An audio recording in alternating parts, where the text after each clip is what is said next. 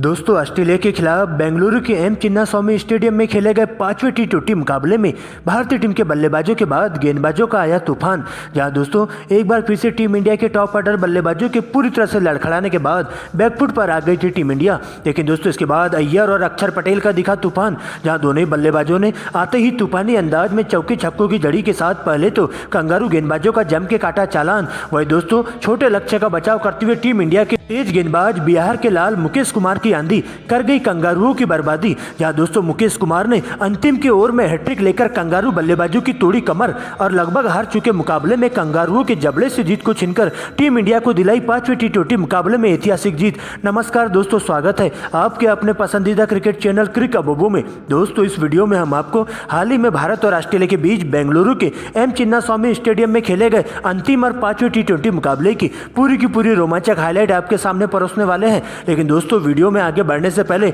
आप रिंकू सिंह, यशस्वी जायसवाल और जितेश शर्मा में से किसे टीम इंडिया का सबसे बड़ा हिटर बल्लेबाज मानते हैं, अपने कीमती सुझाव कमेंट के माध्यम से जरूर बताएं। इसके साथ ही दोस्तों अगर आपको हमारी मेहनत पसंद आए तो वीडियो को लाइक करें और चैनल को सब्सक्राइब कर अपना प्यारा सा सपोर्ट जरूर दिखाएं। दोस्तों जैसा कि आप सभी जानते हैं कि भारत और ऑस्ट्रेलिया के बीच 5 टी20 मैचों की रोमांचक सीरीज खेली जा रही है। जहां दोस्तों शुरुआत के दोनों ही टी20 मुकाबले में टीम इंडिया ने लगातार बैक टू बैक जीत हासिल की थी और कंगारुओं को करारी मात दे दी थी। लेकिन दोस्तों इसके बाद तीसरे टी20 मुकाबले में ऑस्ट्रेलिया के विस्फोटक बल्लेबाज ग्लेन मैक्सवेल की तूफानी शतकी पारी की बदौलत टीम इंडिया को 5 विकेट से कुचलकर रख दिया था। लेकिन दोस्तों चौथे टी20 मुकाबले में एक बार फिर से टीम इंडिया ने शानदार कमबैक किया था। जहां दोस्तों टीम इंडिया के स्पिनर गेंदबाज अक्षर पटेल और रवि बिश्नोई की घातक कातिलाना गेंदबाजी ने कंगारू टीम के बल्लेबाजों की कमर तोड़ के रख दी थी और कंगारुओं को क्रिकेट इतिहास की सबसे शर्मनाक हार दे दी थी। लेकिन दोस्तों हाल ही में सीरीज का अंतिम और 5वां टी20 मुकाबला बेंगलुरु के एम चिन्नास्वामी स्टेडियम में खेला गया।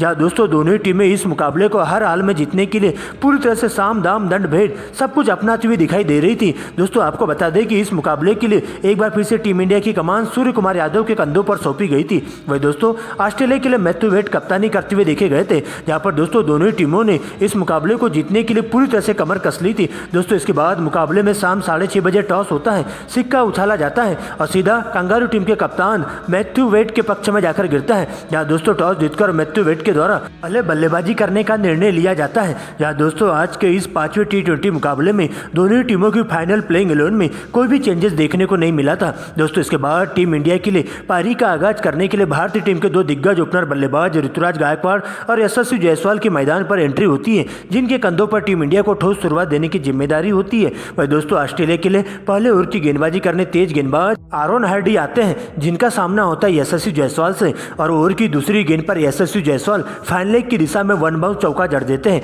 जबकि दोस्तों ओवर की 5वीं गेंद पर एक बार फिर से यशस्वी जायसवाल एक कवर ड्राइव लगाते हुए 4 रन बटोर लेते हैं। जबकि दोस्तों अंतिम गेंद पर सिंगल लेकर स्ट्राइक अपने पास रखते हैं और पहली ओवर में कुल मिलाकर 9 रन बटोर लेते हैं। लेकिन दोस्तों दूसरे ओवर में गेंदबाजी करने के लिए बैंड्रॉप आते हैं, जहां दोस्तों यशस्वी जायसवाल का गुस्सा जम के गरजते हुए दिखाई देता है और इसी ओवर में यशस्वी जायसवाल पहली गेंद पर करारा प्रहार करते हुए गेंद को दर्शक दीर्घा में 6 रनों के लिए भिजवा देते हैं। जबकि दोस्तों इसके बाद इसी ओवर की अंतिम गेंद पर ऋतुराज गायकवाड़ भी फाइन लेग की दिशा में एक चौका जड़ देते हैं और यहां से दोनों ही बल्लेबाज तेजी से रन बनाना चालू कर देते हैं और लगातार स्ट्राइक रोटेट करते हुए टीम इंडिया के लिए ज्यादा से ज्यादा रन जोड़ने का काम करते हैं। जहां दोस्तों तेजी से रन बनाते हुए कमजोर गेंदों को सीधा दर्शक दीर्घा के बाहर पहुंचाने का काम करते हैं। जहां पर दोस्तों तीसरे ओवर में एक बार फिर से दोनों ही बल्लेबाजों के द्वारा एक चौके और 2 सिंगल के साथ 10 रन बटोर लिए जाते हैं और इस प्रकार से दोस्तों दोनों ही बल्लेबाज अपने हाथ खोलते हुए शानदार तालमेल मिलाते हुए बेहतरीन लय में बल्लेबाजी करना चालू कर देते हैं। जहां पर दोस्तों दोनों ही बल्लेबाजों के द्वारा ऑस्ट्रेलिया के तेज गेंदबाजों की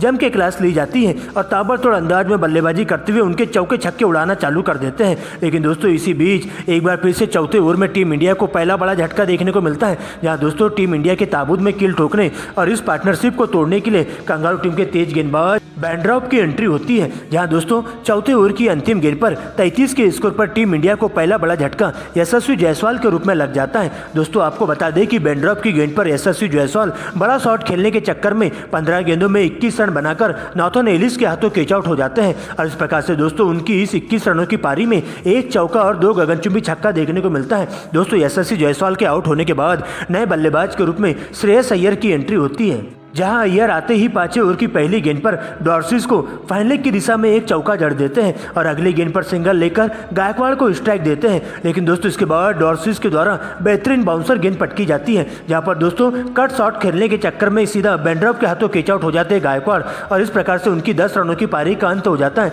जिसमें उनके बल्ले से 2 चौके देखने को मिलते हैं। दोस्तों इसके बाद टीम इंडिया के कप्तान सूर्य कुमार यादव की एंट्री होती है, जहां दोस्तों आगे का मोर्चा संभालते हुए ऋतुराज गायकवाड़ के साथ कुछ अच्छे शॉट्स लगाना चालू कर देते हैं। लेकिन दोस्तों इसी बीच सूर्य कुमार यादव मात्र 5 रन बनाकर डॉर्सिस की गेंद पर बेन मैडकोट के हाथों कैच आउट हो जाते हैं, जहां दोस्तों एक बार फिर से 7वें ओवर की 5वीं गेंद पर 46 के स्कोर पर सूर्य कुमार यादव के रूप में टीम इंडिया को तीसरा बड़ा झटका लगता है। लेकिन दोस्तों इसके बाद आईपीएल स्टार रिंकू सिंह की एंट्री होती है, जहां पर दोस्तों आते ही एक बार फिर से श्रेयस अय्यर के साथ मिलकर आगे का मोर्चा संभालते हुए दोनों ही बल्लेबाज काफी संभल कर बल्लेबाजी करते हुए चले जाते हैं। लेकिन इससे पहले कि यह साझेदारी और ज़्यादा आगे बढ़ पाती, 10वें ओवर में टी सांगा की एंट्री होती है, जहां पर यह स्पिन गेंदबाज आते ही पहली गेंद पर रिंकू सिंह को 6 रनों के स्कोर पर टीम डेविड के हाथों कैच आउट करवा देते हैं और इस प्रकार से टीम इंडिया को 55 के स्कोर पर चौथा बड़ा झटका लगता है। जिसके बाद दोस्तों विकेट कीपर बल्लेबाज के रूप में जितेश शर्मा की एंट्री होती है और यहाँ पर अय्यर के साथ मिलकर दोनों ही बल्लेबाज आगे का मोर्चा संभालते हुए तेजी से रन बटोरना चालू कर देते हैं,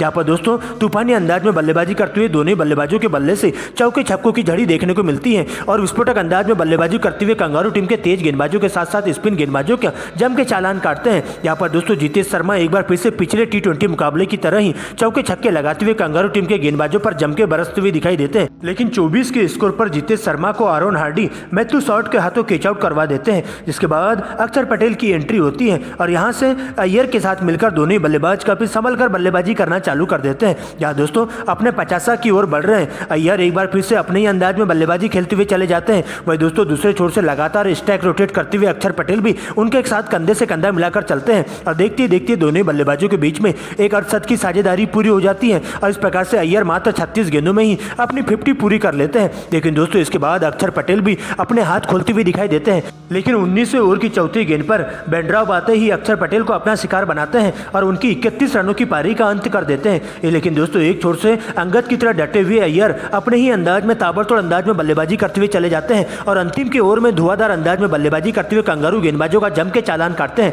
और इस प्रकार से दोस्तों अय्यर के आउट होते ही टीम इंडिया पूरी तरह से लड़खड़ा सी जाती है और टीम इंडिया पूरे 20 ओवरों के खेल में 8 विकेट गंवाकर स्कोर बोर्ड पर 160 रन बना पाती है और कंगारू टीम को इस मुकाबले में जीत हासिल करने 161 रनों का टारगेट दे दिया जाता है। लेकिन दोस्तों इसके बाद लक्ष्य का पीछा करने ऑस्ट्रेलिया के लिए पारी की शुरुआत करने के लिए जोश फिलिप और ट्रेविस हेड की एंट्री होती है। वही दोस्तों टीम इंडिया के लिए पहले ओवर की गेंदबाजी करने तेज गेंदबाज अर्शदीप आते हैं, जहां पर दोस्तों ट्रेविस हेड एक बार फिर से अपने हाथ खोलते हुए 3 लगातार चौके जड़ देते हैं और पहले ही ओवर में 12 रन बटोर लेते हैं। वही दोस्तों दूसरे ओवर में दोनों ही बल्लेबाज 2 चौके लगा देते हैं और 2 सिंगल के साथ 10 रन बटोरते हैं और इस प्रकार से दोस्तों अपनी टीम को तेजी से शुरुआत देने का काम करते हैं। लेकिन दोस्तों एक बार फिर से तीसरे ओवर की तीसरी गेंद पर जैसे ही मुकेश कुमार की एंट्री होती है तो आते ही पहला शिकार कंगारू टीम को दे देते हैं, जहां दोस्तों जोश फिलिप को 22 के स्कोर पर कंगारू टीम को पहला बड़ा झटका लगता है। दोस्तों आपको बता दें कि जोश फिलिप मात्र 4 रन बनाकर मुकेश कुमार की गेंद का शिकार बन जाते हैं। लेकिन दोस्तों इसके बाद नए बल्लेबाज के रूप में बेन मैकडर्मोट की एंट्री होती है और ट्रेविस हेड का साथ देने के लिए क्रीज पर मौजूद हो जाते हैं।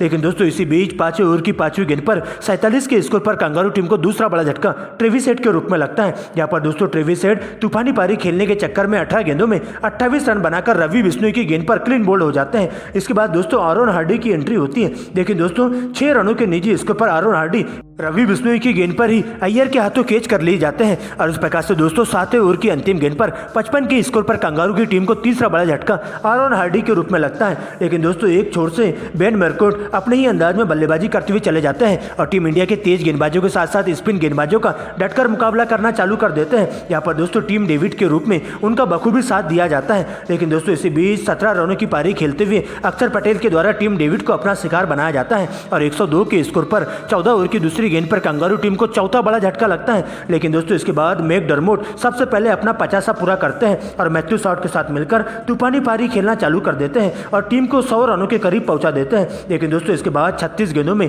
54 रन बनाकर मैकडर्मोट अर्शदीप की गेंद पर रिंकू सिंह के हाथों कैच आउट करवा दिए जाते हैं। इस तरह से 15 ओवर की समाप्ति पर ऑस्ट्रेलिया का स्कोर 5 विकेट गंवाकर 116 रनों तक पहुंच जाता है। दोस्तों इसके बाद ऑस्ट्रेलिया के कप्तान मैथ्यू वेड क्रीज पर मौजूद हो जाते हैं और मैथ्यू शॉर्ट के साथ मिलकर काफी संभल कर बल्लेबाजी करना चालू कर देते हैं, जहां पर दोनों ही बल्लेबाज अच्छे गेंदों को छोड़ते हुए खराब गेंदों पर बड़ा शॉट मारना चालू कर देते हैं और टीम इंडिया के गेंदबाजों को विकेट के लिए तरसा देते हैं। लेकिन दोस्तों इसी बीच 17 ओवर की तीसरी गेंद पर मैथ्यू शॉट के रूप में ऑस्ट्रेलिया को 129 के स्कोर पर छठवां बड़ा झटका लगता है, जहां पर दोस्तों मुकेश कुमार मैथ्यू शॉट को 16 रनों के स्कोर पर चलता बन देते हैं। इसके बाद तो दोस्तों टीम इंडिया के बाकी के गेंदबाज कंगारू टीम के बल्लेबाजों की कमर तोड़ के रख देते हैं, जहां पर दोस्तों टीम इंडिया के तेज गेंदबाजों के साथ साथ स्पिन गेंदबाजों के सामने ऑस्ट्रेलिया का कोई भी बल्लेबाज टिककर बल्लेबाजी नहीं कर पाता है और एक के बाद एक सस्ते में अपना विकेट गंवाते हुए पवेलियन की ओर लौटना चालू कर देता है। और इस प्रकार से ऑस्ट्रेलिया की टीम पूरी तरह से सरेंडर करते हुए टीम इंडिया के गेंदबाजों के सामने लड़खड़ाती हुई दिखाई देती है और एक के बाद एक सरेंडर करते हुए पूरी तरह से अपने हथियार डाल देती है। और इस प्रकार से टीम इंडिया 5वें T20 मुकाबले को जीतकर कंगारू को पूरी तरह से क्लीन स्वीप कर देती है और 5 T20 मैचों की रोमांचक सीरीज में टीम इंडिया 5वें T20 मुकाबले को जीतकर इस सीरीज में 4-1 की बढ़त हासिल कर लेती है और ऑस्ट्रेलिया की टीम को क्रिकेट इतिहास की सबसे शर्मनाक हार दे देती है।